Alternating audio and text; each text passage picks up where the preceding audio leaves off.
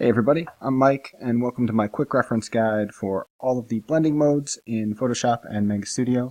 We are on to Screen.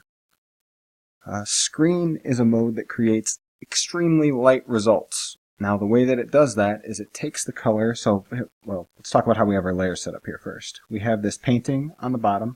This is a scan of a Dormammu and Doctor Strange painting that I did. And let's just say I wanted to turn this thing into a print. I wanted to create some effects. Maybe we go into screen mode and add some highlights here.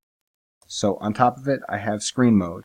And what's going to happen is it's going to take the color underneath and then it's going to invert it and then multiply it with whatever it is that you blend it with on this set layer.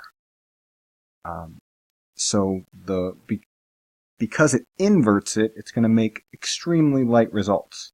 Like even if we use this purple, like this bright purple color, you can see that we're creating tons and tons of lightness. So how would we use that? Well, let's just say we wanted to sort of increase this orange effect here. We can kind of come in here and do this in a non-destructive manner. That's what's good.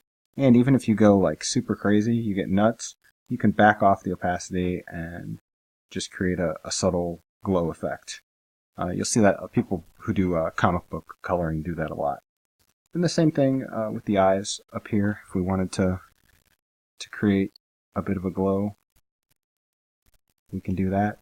But this tool is more versatile than that. You can use it just to create highlights anywhere in a non-destructive manner, but you're really not going to render completely with it because even if you have this dark color here, let me move the opacity up here. Like you're going to get an extremely light result. So it's not necessarily a tool that can be used to render a whole bunch with, but it's great for creating these interesting glow effects. It's great for lightning. And it's better than just taking an airbrush and brushing in some super light color because it takes the color below and inverts and then multiplies it. So it's more cohesive to use something like Screen for an effect. It'll look better. That's why you should do it.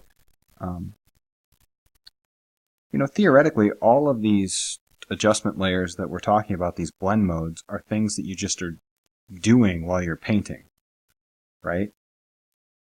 They're just things that you're internalizing all of this stuff, and then the blend modes allows you to separate out certain things that you're doing, and then and hopefully create a better final result.